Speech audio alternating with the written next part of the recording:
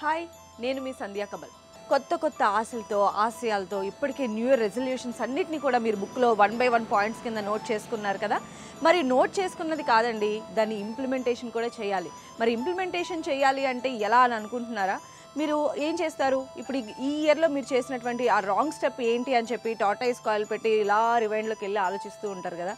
ఆ టైంలో మీకు ఏమనిపిస్తుంది? అబ్బా, ఈ టైంలో ఇది చేసుంటే ఇది కరెక్ట్ కాదేమో అని మీకు అనిపిస్తూ ఉంటుంది. దాని యొక్క ఇంపాక్ట్ అనేది తర్వాత మన లైఫ్ పైన చాలా ఎక్కువగా ఉంటుంది. కాబట్టి ఎందుకంటే మనకున్నది ఒక్కటే ఒక లైఫ్ అండి, ఉన్నది ఒకటే జిందగీ. మరి ఈ యొక్క లైఫ్ని ఎంతో బ్యూటిఫుల్గా మార్చుకోవాల్సినటువంటి బాధ్యత అయితే మన చేతుల్లోనే ఉంది. సో ఏంటి ఈరోజు సంధ్యకి ఏమైంది? జీవితం అంటోంది బాధ్యతగా ఉండాలంటోంది, ఏదైనా పని చేసేటప్పుడు చాలాసార్లు రిఫర్ చేసుకోవాలని చెప్తోంది అని అనుకుంటున్నారా? ఇప్పుడు నేను మీకు ఒక వ్యక్తిని పరిచయం చేస్తానండి. ఆయన్ని పరిచయం చేసిన తర్వాత మీరు కూడా ఖచ్చితంగా ఇలానే రియలైజ్ అవుతారు. లైఫ్లో ఎలాంటి స్టెప్ తీసుకోవాలి, అసలు ఒక మంచి లైఫ్ని ఎలా బిల్డ్ చేసుకోవాలనేటువంటి అంశాలన్నీ కూడా ఆయన మాటల్లోనే మనం ఈరోజు విందాం. ఉన్నది ఒకటే జిందగీ, జీవితంలో ఏ చిన్న తప్పు చేసినా కూడా సరిదిద్దుకోలేం. ఇలాంటి మాటలన్నీ నేను చెప్తే మీరు ఎందుకు వింటారండి? అందుకనే రచయిత, వ్యక్తిత్వ వికాస నిపుణులు, చార్టెడ్ అకౌంటెంట్ అయినటువంటి యండమూరి వీరేంద్రనాథ్ గారి చేత మీకు చెప్పిస్తాను. అలానే నేను కూడా నేర్చుకుంటాను. నమస్తే సార్. నమస్తే నమస్తే నమస్తే నమస్తే అండి యండమూరి గారు. నమస్తే నమస్తే. ఎలా ఉన్నారు మీరు? ఏముందండి, పాపి చిరాయి బాగానే ఉన్నారు. మేధావులు మాత్రం చచ్చిపోయిన తర్వాత కూడా చిరాయుగా ఉంటారు. ఆ రెండో రకంగా ఉండటానికి ప్రయత్నం. ఓ సూపర్. ఉన్నది ఒకటే జిందగీ, దీనిపైన మీ ఒపీనియన్ ఏంటండి? ఉన్నది ప్రతి వాడికి ఒకటే జిందగీ అండి. ఈ ఆత్మలు అవి నమ్మను నేను. కానీ ఆ ఒకటే జిందగీలో రకరకాల ఫేజులు ఉంటాయి. ఒక చైల్డ్కి ఒక జిందగీ ఉంటుంది, యూత్కి ఒక జిందగీ ఉంటుంది, పేరెంట్కి ఒక జిందగీ ఉంటుంది, వృద్ధులకు జిందగీ ఉంటుంది. ఈ రకరకాల జిందగీలన్నీ కలిపిన కెలిడోస్కోప్ అంటే ఇంద్రధనస్సు లాంటి జీవితమే ఉన్నది ఒకటే జిందగీ. అయితే ఒక వ్యక్తిత్వ వికాస నిపుణుడిగా మీరు చెప్పండి, నిజంగా ఒక మనిషి మారటం అనేది సాధ్యమవుతుందా? చెప్తే వినేటువంటి పరిస్థితి ఇప్పుడు ఉందని మీరు అనుకుంటున్నారా?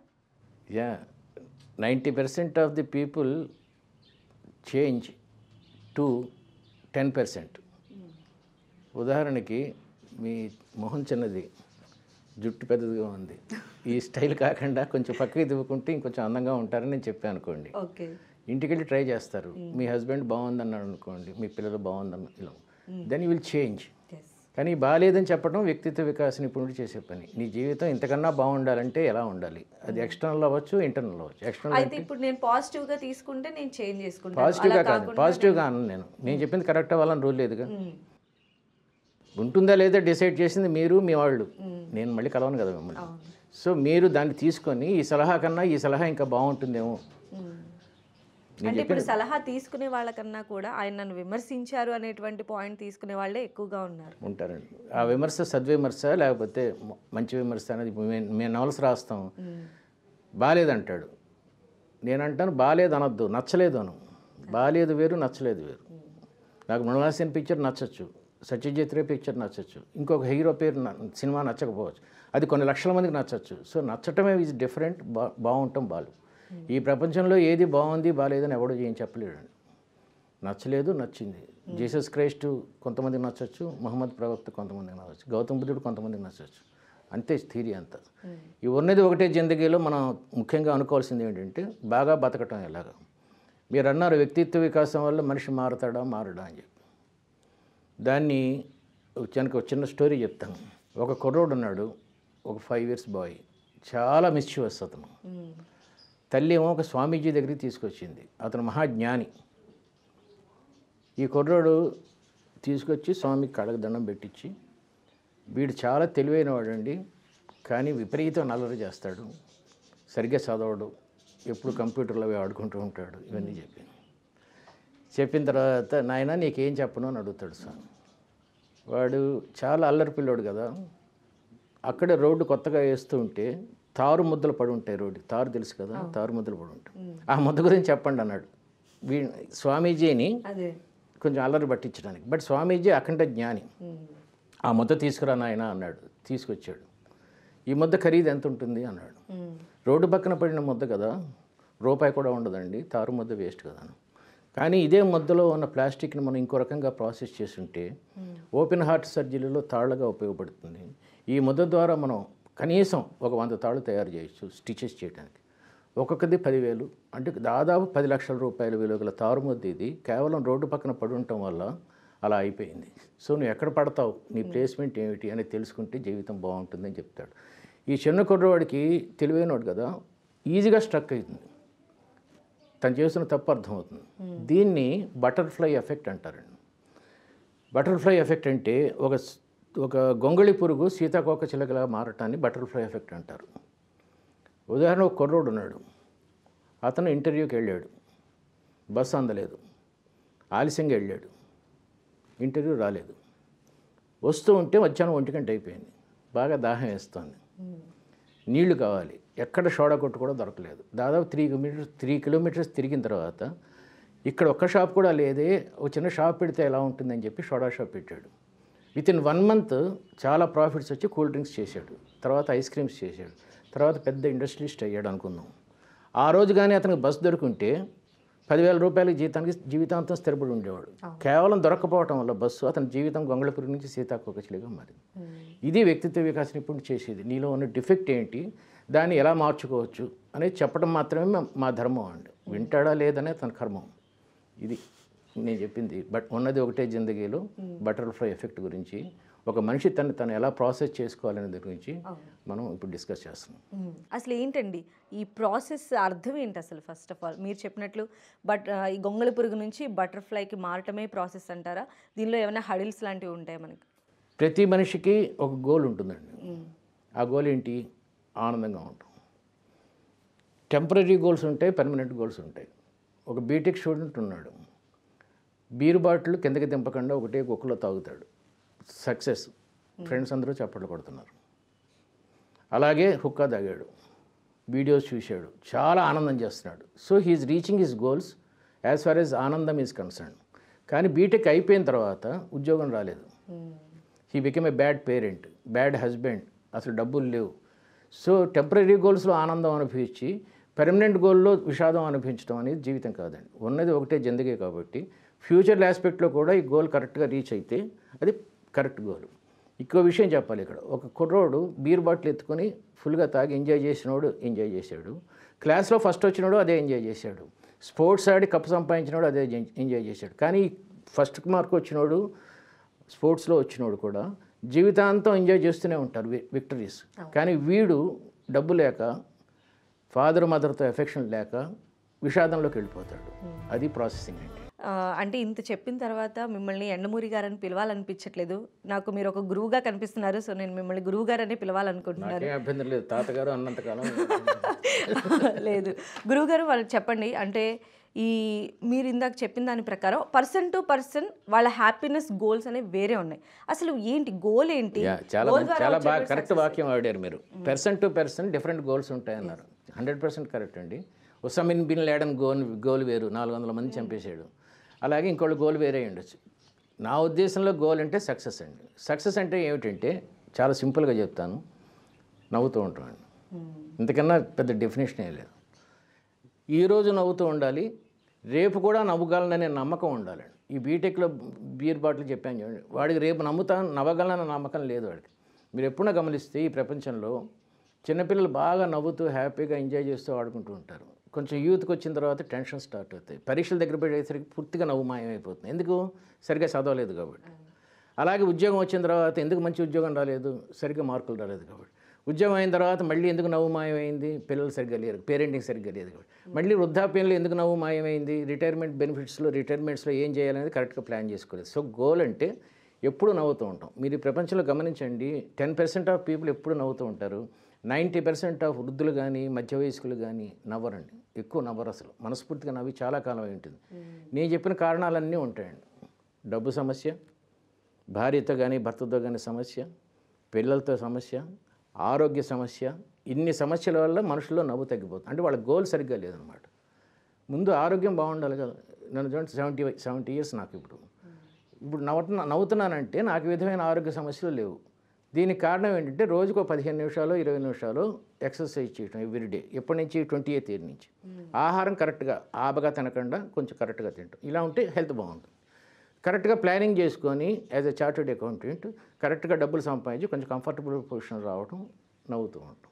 ఇలా డబ్బు, ప్రేమ, ఆరోగ్యం, జ్ఞానం ఇవన్నీ కరెక్ట్గా కలిస్తే వచ్చేది సక్సెస్ అండి. సో ఒక్క మాటలో చాలా క్లియర్గా చెప్పారు. అంటే చైల్డ్హుడ్ నుంచి మనం తీసుకునేటువంటి step by step career planning అనేది మన లైఫ్ని రిఫ్లెక్ట్ చేస్తుంది. ఎండ్ ఆఫ్ ది డే అనేది మీరు చిరునవ్వుతో ఉంచుతుంది, మనిషిని చిరునవ్వుతో ఉంచుతుంది. చిరునవ్వుతో ఉంచుతుంది. అయితే మీ ఉద్దేశంలో అంటే ఇలా డబ్బు సంపాదించడం లేదా చాలా సంతోషంగా ఉండటము, ఇక్కడ చిన్న ఎక్స్టెన్షన్ ఉంటుందండి, చెప్తాను చూడండి. మనిషిని చిరునవ్వుతో ఉంచడం గురించి నేను ఇదే ఎపిసోడ్లో ఒసామా బిన్ లాడెన్ గురించి కూడా చెప్పాను మీకు. 2 ఏరోప్లేన్లు వచ్చి ట్విన్ టవర్స్ని కూల్చేసినాయి. కొన్ని వందల మంది చచ్చిపోయినప్పుడు కూడా అతను నవ్వు ఉంటాడండి. అది సక్సెస్ కాదండి. ఎందుకంటే ఆ తర్వాత జీవితాంతం అమెరికన్ పోలీస్ ఎప్పుడు వచ్చి తను చంపేస్తుందని భయపడుతూ ఉన్నాడు. సో చిరునవ్వు అనేది టెంపరీగా ఉండకూడదండి. ఆ సక్సెస్ ఒకటే కాదు, దాని తర్వాత కూడా సక్సెస్ ఉండాలి. అది కొంచెం ఎక్స్టెన్షన్ అన్నమాట ఇది. అంటే మీ ఉద్దేశంలో సక్సెస్ అంటే పేరు రావటము, ఎక్కువ డబ్బుని సంపాదించడం లేదా ఎక్కువ ఆనందంగా ఉండటమే సక్సెస్ అనుకుంటారు? మీకు పిల్లలు ఉన్నారా? ఉన్నారండి. ఎంత ఏజ్? 3.5 years. 3 years. 3 years అనుకో. వాడిని నాకు ఇచ్చేయండి. వాడిని ఒక చిన్న గదిలో పెడతా, చిన్న కిటికీ పెడతా. ప్రతిరోజు బిర్యానీ కావాలంటే అది, ఏం కావాలంటే అది, ఎయిర్ కండిషన్ రూమ్ ఇస్తా వాడికి. మీకు ఏం కావాలంటే టీవీ పెడతాను. మీరెవరూ ఉండకూడదు. వాడు చచ్చిపోయే వరకు వాడిని నేను పోషిస్తా. అట్లా వాడికి ఏం కావాలంటే బిర్యానీ, ఎంటర్టైన్మెంట్. ఉంచుతారా మీరు? ఎందుకు ఉంచరు? నేను ఇస్తున్నాను కదా, భోజనం పెడుతున్నాను, ఎంటర్టైన్మెంట్ ఇస్తున్నాను. మరి ఇంకేంటి? ఇంకేంటో నేను చెప్పబోతున్నాను ఇప్పుడు. ఒకటే జిందగీలో మనం చెప్పేది అదే. వాడికి ప్రేమ కావాలి. ఆ రూమ్లో ఒక్కడే పిచ్చెక్కిపోతాడు. ప్రేమ కావాలి కదా. వాడికి ఏదైనా ఆరోగ్యం బాగాలేకపోతే మెడిసిన్ కావాలి కదా. కొంచెం జ్ఞానం కావాలి. ఊరికి ఎంతసేపు తిని పడుకుంటాడు? కొంచెం జ్ఞానం. ఇవన్నీ రావటం గోల్ అండి. దీన్ని సక్సెస్ అంటారండి. ఈ సక్సెస్ అనేది మనిషికి కేవలం తిండి, డబ్బు మాత్రమే ఇవ్వవు.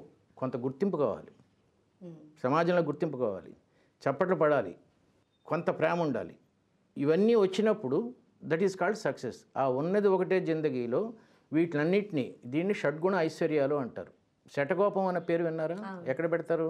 దేవుడి గుడిలో పెడతారు. కాదు, నెత్తి మీద పెడతారు. అదే, సారీ, చెప్పండి, ఎక్కడ పెడతారు? తలపైన పెడతారు. తల మీద పెట్టేదాన్ని జీలకర్ర బెల్లం అంటారు. అది పెళ్ళిలో పెడతారు. శటకోపం ఎక్కడ పెడతారు? నెత్తి మీద పెట్టేదాన్ని జీలకర్ర బెల్లం అంటారు. ఎక్కడ పెడతారు? శటకోపం గుడిలో పెడతారు. గుడిలో నెత్తి మీద పెడతారు. అర్థమవుతుందా? శట అంటే 6, గోప్యం అంటే రహస్యాలు. 6 రహస్యాలే. దీన్ని షడ్గుణ ఐశ్వర్యాలు అంటారు. ఆరోగ్యం, ప్రేమ, డబ్బు, జ్ఞానం, ఎంతూజియాజం అంటే ఉత్సాహం.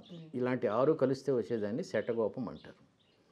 6 రోగాలు పోవాలి, 6 ఐశ్వర్యాలు రావాలి. మద, మాత్సర్య, కామ, క్రోధ, లోభ, అహాలు 6 పోయి నేను చెప్పిన 6 ఐశ్వర్యాలు వస్తే that is called goal. That is the success. So గురువుగారు, ఒక పిల్లవాడు సొసైటీలోకి రావటానికి తన చుట్టుపక్కల ఉన్నటువంటి ఎన్విరాన్మెంట్ కూడా చాలా దోహదం చేస్తుంది. చాలా చేస్తుంది. So first especially parents. So parents దగ్గర నుంచి సపోర్ట్ ఎలా ఉండాలంటారు?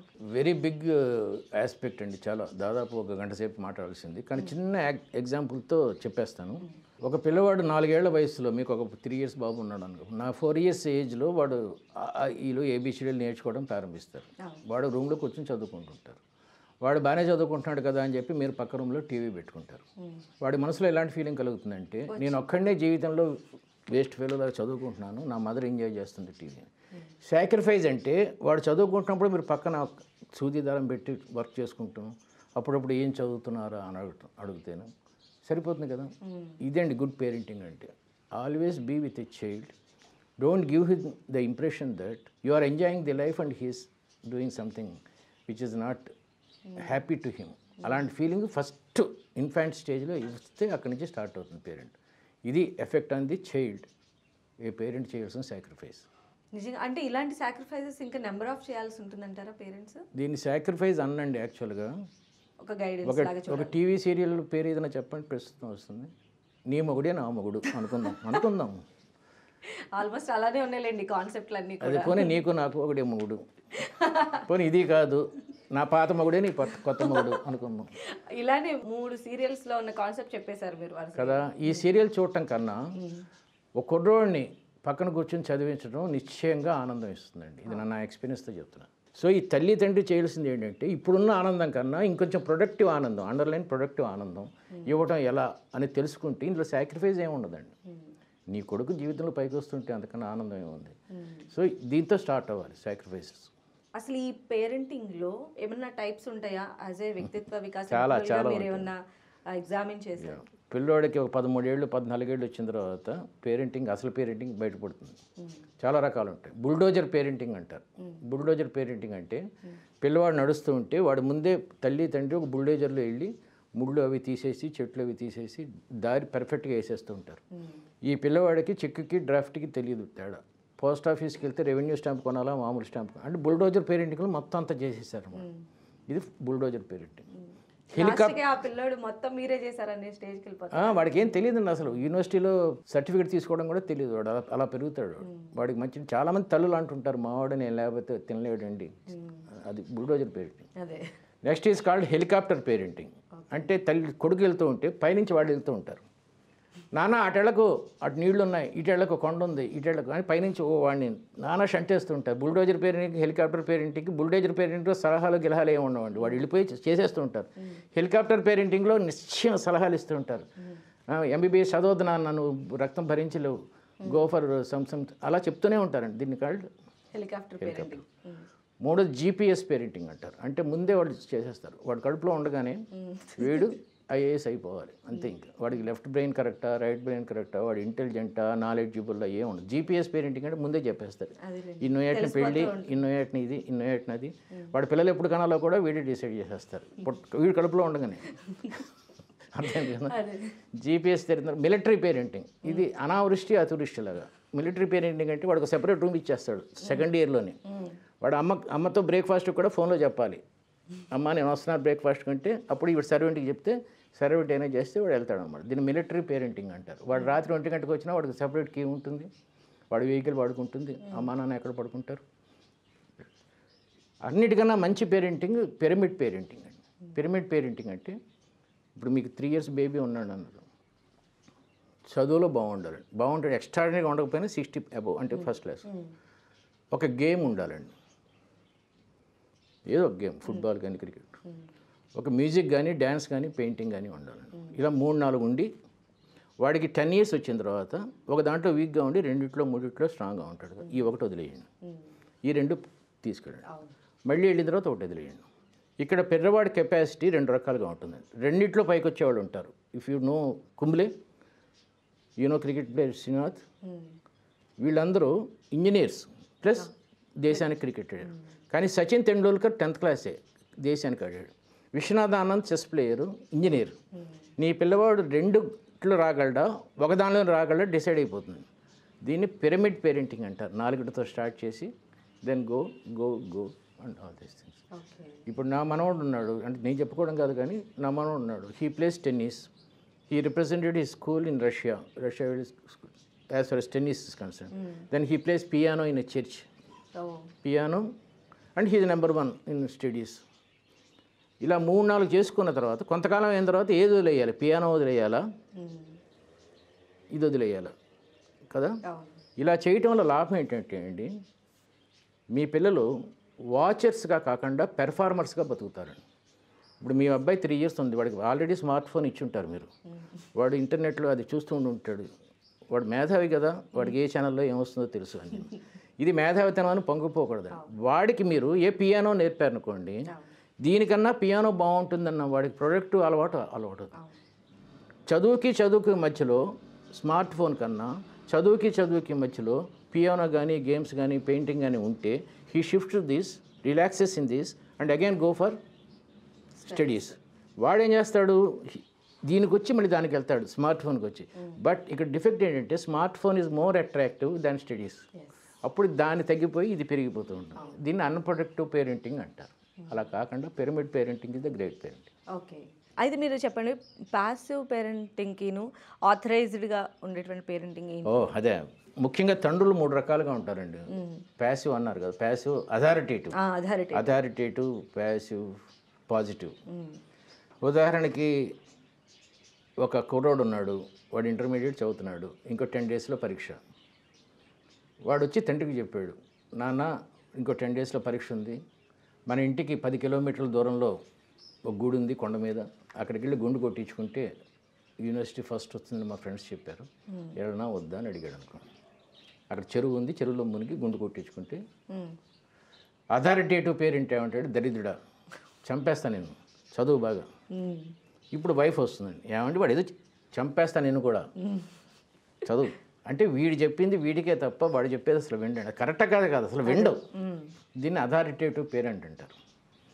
ప్యాసివ్ పేరెంట్ ఏమంటాడు, నిజంగా ఫస్ట్ క్లాస్ వస్తుందంటే వెళ్దాను నాన్న, నువ్వే కాదు నేను అమ్మ పక్కింటి వాడిని కూడా గుండు కొట్టిస్తాను, నీకు వస్తుంది అందుకనే కావాల్సింది ఏమిటి, అందరికీ గుండు కొట్టించుకుందాం, బంధువులందరికీ ఉత్తరాలు రాస్తాను, నీకు ఫస్ట్ క్లాస్ రావటం ఇది ప్యాసివ్. పాజిటివ్ అంటే ఏమంటాడంటే, నాయన యూనివర్సిటీ ఫస్ట్ అనేది ఒకటికే వస్తుంది, ఇంతమంది గుళ్ళు కొట్టించుకుంటే అందరికీ రాదు కదా, కాబట్టి పాస్ అవ్వటానికి బాగా చదవాలి. నీకు గుండు మీద నమ్మకం ఉంటే నేను కాదన్నావు, అది పరీక్ష అయిన తర్వాత కొట్టించుకుందాం, కానీ ఇప్పుడు వద్దు, ముందు చదువు. ఇది పాజిటివ్. ఇలా 3 రకాల పేరెంటింగ్స్ ఉంటుంది, authoritative, passive and positive. Okay. So గురువుగారు, మరి ఒక విద్యార్థిని పైకి తీసుకురావడంలో పేరెంట్స్కి మీరు ఇచ్చేటువంటి సజెషన్స్ ఏంటి? చాలా ఉన్నాయండి, కానీ ముఖ్యంగా ఒక 13 years 14 yearsలో అమ్మాయిలు సెకండ్ స్టేజ్ ఆఫ్ లైఫ్కి వెళ్తారండి, అబ్బాయిలు అరౌండ్ 15 to 16 years వయసులో సెకండ్ స్టేజ్కి వెళ్తారు. There are 4 stages in life. First stage I'm not okay, you are not okay, అది తర్వాత మాట్లాడదాం. ఈ సెకండ్ స్టేజ్లో ఏంటంటే ముఖ్యంగా అమ్మాయిలకి నల్లగా ఉన్నాను, పొట్టిగా ఉన్నాను, లావుగా ఉన్నాను, పళ్ళు ఎత్తుగా ఉన్నాయి, ఈ ఒక్క ముట్టుమ లేకపోతే నేను కత్రినా కైఫ్లా ఉండేదాన్ని, అద్దం ముందు నుంచి, ఇవన్నీ సెకండ్ స్టేజ్ అండి. నేను బాగాలేను, ప్రపంచం అంతా బాగుంది అనే స్టేజ్ ఇది. ఈ స్టేజ్లో పేరెంట్ గైడెన్స్ చాలా కావాలి. వాళ్ళు ఒకటే చెప్పాలి, నేను ఎప్పుడు ప్రతి మీటింగ్లో చెప్తూ ఉంటాను, నువ్వు 100 ఆపరేషన్లు చేయించుకున్నా ఐశ్వర్యరాయ్ కాలేవు. ఐశ్వర్యరాయ్ కావాలంటే అదృష్టం ఉండాలి, కానీ మదర్ తెరిసా కావాలంటే మనసు ఉంటే చాలు. లతా మంగేష్కర్ అందంగా ఏముంది, మదర్ తెరిసా అందంగా ఏముంది, మేడం క్యూరీ అందంగా ఉండదు, అబ్దుల్ కలాం పొట్టిగా ఉంటాడు, సచిన్ తెండూల్కర్. ఇలాగ వాళ్ళ పాజిటివ్ థింకింగ్ ఇచ్చుకుంటూ నీలో లేనిది మర్చిపో, ఉన్నది డెవలప్ చేసుకో. అది పేరెంటల్ గైడెన్స్ అంటే, ముఖ్యంగా యూత్ స్టేజ్లో. ఎప్పుడైతే పేరెంట్ అలా గైడ్ చేయలేదో మళ్ళీ బీర్ తాగి అదే సక్సెస్ అనుకుంటూ ఆ స్టేజ్లో గడిపోతాడు మనిషి. సో థ్యాంక్ యూ అండి గురువుగారు, ఈరోజు మీతో మాట్లాడడం వల్ల చాలా విషయాలు తెలిసాయి. తెలవటం వేరు, ఆచరించడం వేరండి. అసలు గుర్తున్నాయా మీకు నేను చెప్పిందంతా? గుర్తున్నాయి. మీరు పేరెంటింగ్ ఎన్ని రకాలు చెప్పండి? 5 types. ఏంటవి? Bulldozer, helicopter, GPS, military, pyramid. అబ్బో, బ్యూటిఫుల్ బ్యూటిఫుల్ బ్యూటిఫుల్. అలాగే శటకోపం ఎక్కడ పెడతారు? టెంపుల్లో పెడతారు, నెత్తి మీద పెడతారు. టెంపుల్లో పెట్టేది సార్ మీరు ఏమన్నారు? టెంపుల్లో నెత్తి మీద అని చెప్పారు. మీరు ఏమన్నారు? టెంపుల్లో అనే మాత్రమే అన్నారు. టెంపుల్లో నెత్తి మీద పెడతారు, టెంపుల్లో ప్రసాదం పెడతారు, హారతిస్తారు, అన్ని చేస్తారు. అవును సార్. అయితే టెంపుల్ 50 marks ఇవ్వండి సార్ అట్లీస్ట్. టెంపుల్లో తల మీద పెట్టేది శటగోపం. శట అంటే 6, గోప్యం అంటే రహస్యాలు, అంటే 6 ఆస్తులు. ఏమిటి ఆస్తులు? కనీసం 3 చెప్పండి. ఆరోగ్యం, ప్రేమ, డబ్బు, జ్ఞానం, ఉత్సాహం, ఉల్లాసం, కీర్తి. ఓకే, కీర్తి లేకపోతే వేస్ట్. నిన్ను ఆ కీర్తి ఉంటే ఆటోమేటిక్ ఇవన్నీ కూడా వచ్చేస్తాయి. కీర్తి ఉంటే అన్నీ ఎక్కడ వస్తాయి? డబ్బు లేని, ఇప్పుడు డబ్బు లేని వాళ్ళు చాలామంది కీర్తి ఉంది. శ్రీనాథుడు తెలుసు కదా మీకు? శ్రీనాథుడు పోతన కాండపాడు బాగా కీర్తి ఉంది, డబ్బు లేదుగా చచ్చిపోయాడు. ఓకే, అంటే ఒకదానికొకటి ఇంటర్లింక్. కుళ్ళాయించి కోక జుట్టితే మహాధర్మ ఏదో చెప్పాడు కదా పద్యం, అంత చేసిన నేను ఇప్పుడు తిండి లేక చచ్చిపోతున్నాను అన్నాడు. కాబట్టి ఉట్టి కీర్తి ఉంటే లావండి. కీర్తితో పాటు డబ్బు ఉండాలి. డబ్బు అంటే మరీ లగ్జరీస్ అక్కలేదు, కంఫర్ట్ ఉండాలి. రెండింటికన్నా ముఖ్యంగా ఆరోగ్యం ఉండాలి, లేకపోతే ఏం లాభం? కీట్స్ చూడండి, 32 ఏళ్ళు చచ్చిపోయాడు. ఆరోగ్యం కూడా బాగుండాలి. థ్యాంక్ యూ గురువు గారు.